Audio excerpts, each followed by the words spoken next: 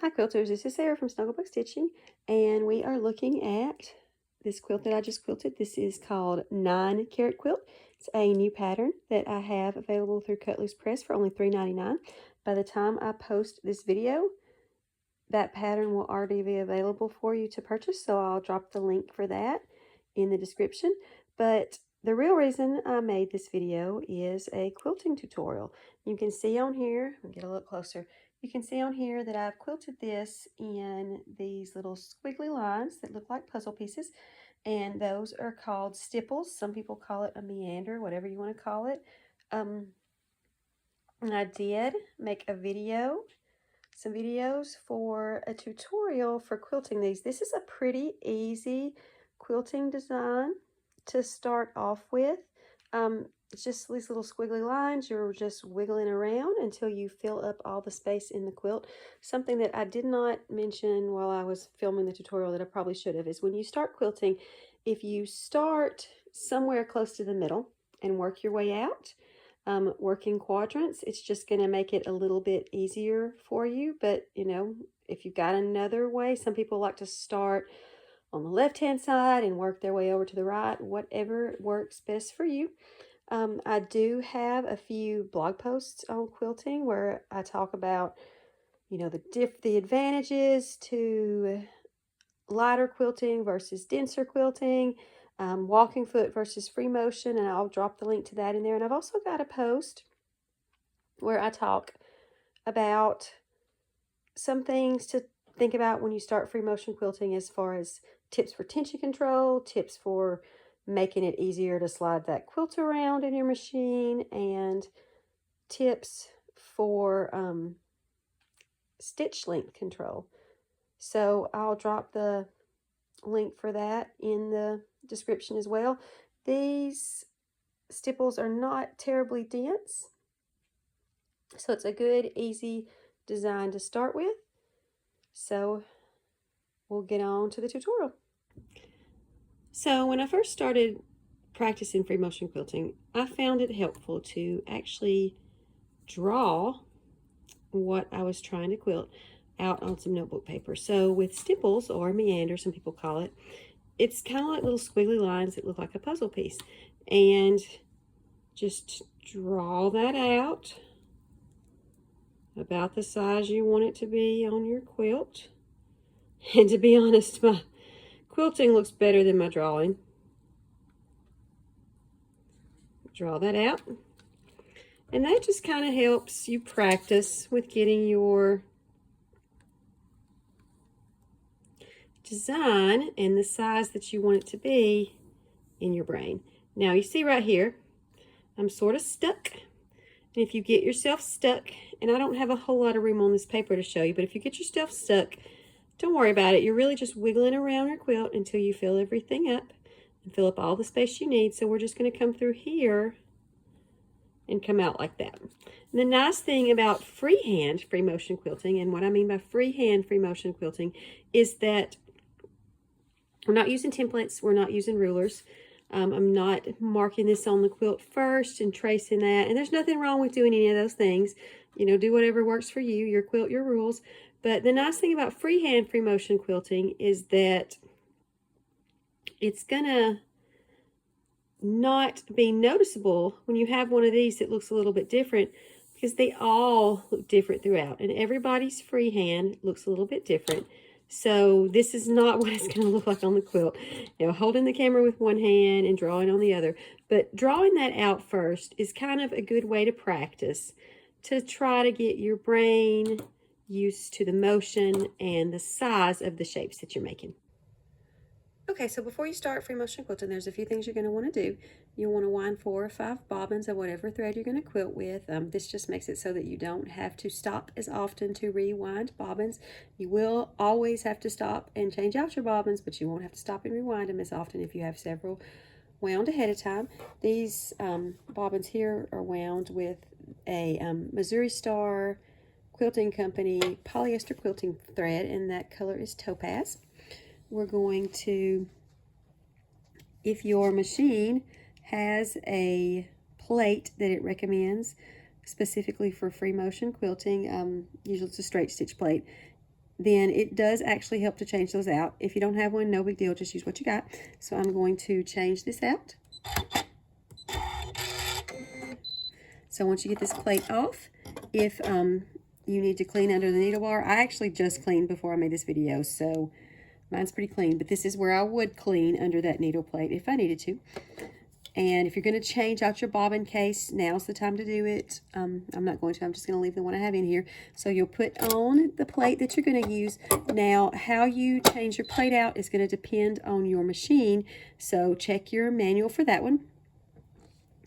And now we're going to change out. We're going to get a new needle. And we're going to change out that foot to be specific for free motion quilting.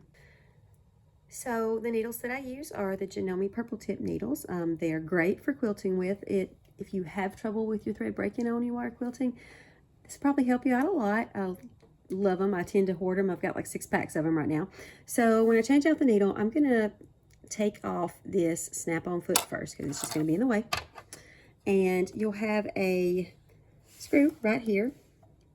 And you just loosen that up. And I like to hold on to the needle when I'm doing that because it will fall out and it can fall in here. Ask me how I know. So we're going to put in a new one. And when you look at the needle, there's going to be a side that I don't know if you can tell, but that's kind of flat.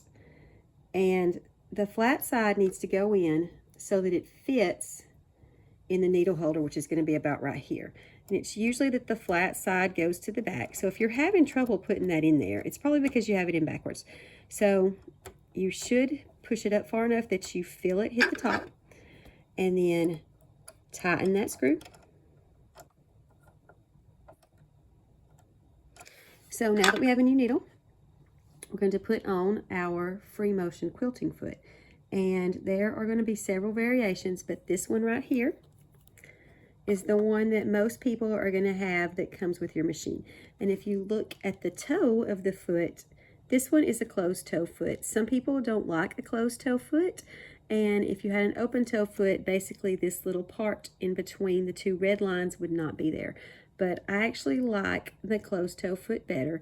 And there are a bunch of different kinds of free motion quilting feet that you can get, but this is typically going to be the kind that comes with your machine. I have all those other feet, but this is the one that I use the most. So to put this on, it's not a snap-on foot, so we have to take this piece right here off and out of our way so we can put it on. So, sorry, trying to go around the camera here to get this out. So take that off, and if you not have to take the screw all the way out to get it off, that's the easier way to do it. Some machines you can't, so just do what you have to do. So this part right here is going to go around this bolt. So put that around the bolt and tighten it up. And what this is going to do is when your needle goes down, and this is not going to do it right now because this is an electronic machine, it's going to know that I'm not actually sewing. But when your needle goes down, the hopper foot is going to go down with the needle, and as it's going up, it's going to hop up. So you'll see the hop in motion, and that's going to make it to where you can move your quilt around underneath the needle and quilt that quilt. So now that we have all this on, you're going to thread your needle, and I'll show you, meet you back here, and we'll get started free motion quilting this quilt. Okay, so we've got our quilt basted and ready to start quilting. I've got my needle threaded and my bobbin thread in place. So when we start quilting, we're using topaz thread. So it doesn't matter what thread color you use. If you use an all-over quilting design and you only use one thread color, unless you're using clear thread, there's going to be places where that thread doesn't match the fabric, and that's fine. That looks great. But when you first start quilting, I like to start at a point where I'm at a place in the quilt that the thread somewhat blends in with the fabric. So if I were using white thread, I'd probably start over here instead. So when you start quilting, the first thing you're going to want to do is pull your bobbin thread up to the top. If you don't, that's going to make a bird's nest on you. So just put your needle down, pull it up, and I'm just going to thread this around here to pull that through, and then you'll put your needle back down in the spot that's closest to where that's coming out from. So needle down, put your foot down, and I'm just going to stitch a few stitches here just so that when I start quilting, that's not going to get pulled up in there and, you know, make a bird's nest or an ugly knot on the back. And some people will stitch several times in place and just cut that thread really close. I actually prefer to bury my thread. So once we run out of our first bobbin, I'll show you how to do that. And another thing, you'll see me wearing white gloves when we start the quilting video.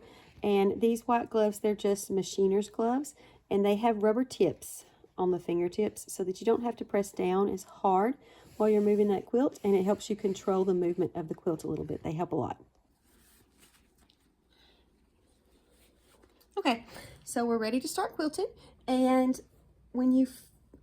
before we get too far into this talking about quilting, you may have caught that I didn't say anything about dropping my feed dogs, and that's because I don't drop my feed dogs. I don't really notice that it looks any better with the feed dogs dropped, and sometimes the stitches even look better without them. The feed dogs pull-in will give you a little bit of a feeling of control that some people like and some people don't. If you're going to leave your feed dogs up, you can set your stitch length to 0. That way your feed dogs are not going to be pulling anything. They're just going to be bobbing up and down, not really doing anything. I actually don't find that necessary. Some people like to cover them with like a slider or a piece of tape. Also don't do that. I would just suggest try it both ways, with the feed dogs up and with the feed dogs down, to see what you like better. It really, you know, everybody says you have to drop them. Well, no, you don't. I've made a whole lot of quilts without them. I would just do whichever one works better for you. So notice I've got my little white gloves on with the rubber tip fingers. That's going to make it a little bit easier for me to move stuff around. And when you're placing your hands around your needle, when you first start quilting, it might be a little bit easier to have your hands closer together. You'll feel like you can control it a little bit better that way. How far apart you can put them is going to depend on your sewing machine. This one is an M7. It has like a 13.5-inch throat, so it's got a huge amount of workspace, and I've got an extension table. So you got a huge amount of leeway with where you can put your hands. I probably wouldn't put them that far apart. I usually go about right here, maybe 4 or 5 inches to the side of the needle. But when I first started quilting, I did find it easier to control with my hands a little bit closer together. The thing about your hands closer together is that you will have to stop and start more often to adjust your hands. Some people like to stop and start a lot anyway. So it's really about finding your own rhythm, finding what works best for you. So I actually don't stop and start that often. I tend to walk my hands around or slide them around on the quilt. That is not for everybody. So if that's not what works for you, then don't do it. The speed control issue, when you are free motion quilting, the ratio of how fast you're moving your hands to how fast your needle is going is going to be what makes the stitch length. Now, stitch regulators are a thing. I don't use a stitch regulator. I don't really have any experience with them. So can't really talk much about that, but I will say that a stitch regulator is not cheating. It's just another tool to help you get nice results. So if you have a stitch regulator, use it.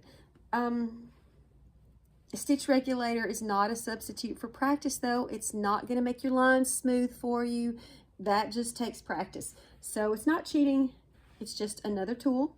And if you have one, use it. If you don't, don't.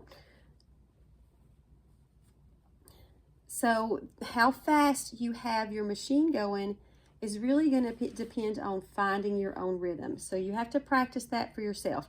I like to have my machine set a little bit faster. This one is not set at max because it's a fairly new machine that gets about 300 more stitches per minute than my previous one. So I don't have it set at max. It's maybe about 80% of max, so that it's about what I was used to before. I was used to flooring it with the machine, with my foot, with my pedal, and having the machine set all the way to max when I had a 1,000 stitch per minute machine. So now I've got a 1,300 stitch per minute machine. It's not quite max, but that's all up to you. You control the stitch length with your hand to your machine speed ratio, and that's all about finding your own rhythm. So when you are quilting stipples, it's a good idea if you need to stop and readjust your hands. And even if you do like I do, where you walk your hands around, you will at some point have to stop and readjust your hands. Or maybe your thread will run out and you have to stop and restart. So if you need to stop and readjust your hands, it's better and easier to restart if you stop on the straight part of the design, as opposed to if you were to stop on a curvy part. It's just easier to restart from the straight parts and restart smoothly than it is from a curvy part. If you know your bobbin's about to run out, you know, it's always a good idea to stop in a part of the quilt that the fabric matches your thread. So like a part right here, or even a dark part, so that when you restart from there, if you don't restart as smoothly, it's not going to be nearly as noticeable. So let's quilt this.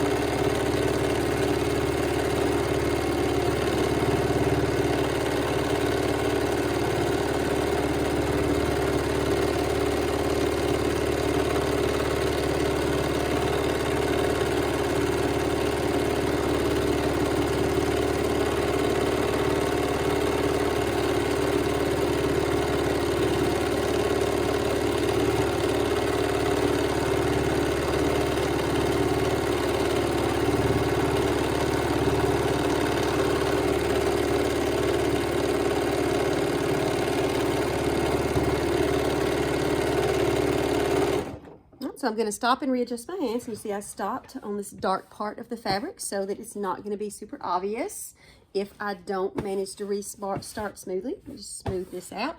And, you know, stop and readjust your hands as often as you need to.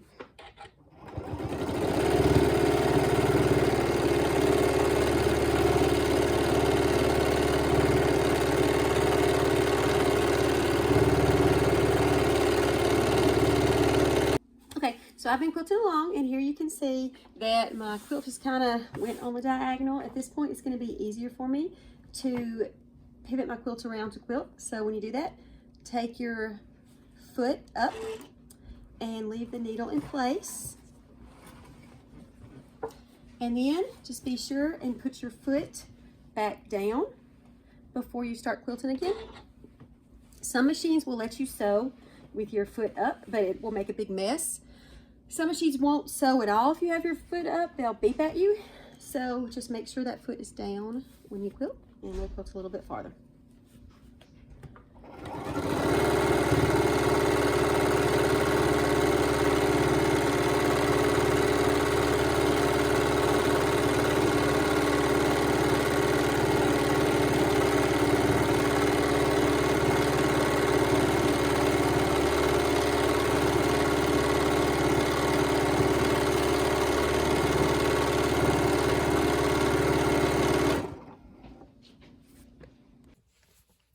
Okay, so we just ran out of bobbin, and the first thing we're going to do is I'm going to just pick this out a little bit to the point where the thread is stopping in that dark section where it matches the fabric a little bit better.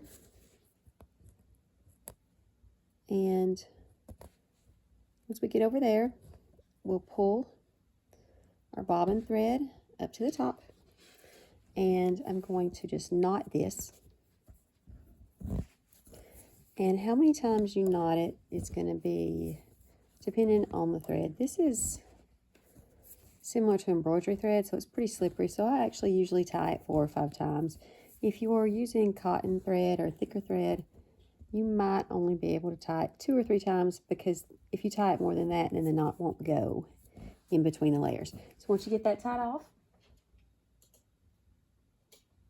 you're going to grab a needle, and I usually just use a needle that has a big eye.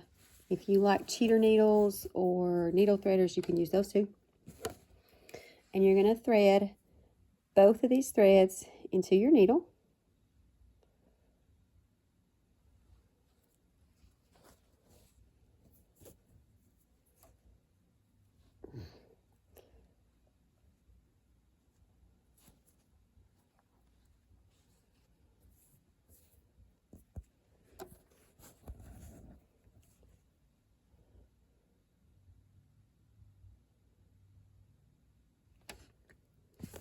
Sorry, struggling today.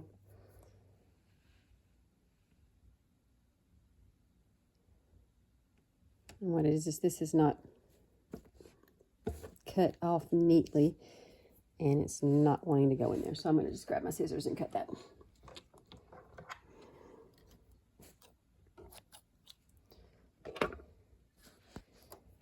All right. Let's try this again. I'm just going to thread that in there too.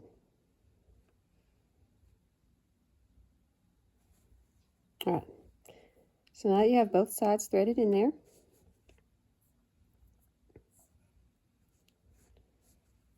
If I can do this without unthreading it. I've threaded it in from different angles. I'm struggling because I'm trying to reach around the camera, so sorry about that. So once you have both sides threaded in there, you're going to put your needle in really close to the point where the thread stopped. And you're going to push that in between the layers, and you're going to sew between the layers. And when you pull that through, you can grab this tail and pull it through, and now that knot is in between the 2 layers. So it just makes a nice clean end to that thread. And then once that's done, you'll refill your bobbin, and we can cut this little extra piece off.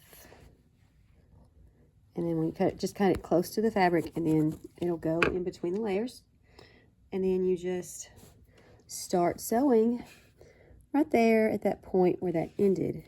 And after you sew a ways, you can go back and bury those new threads. And then this part right here,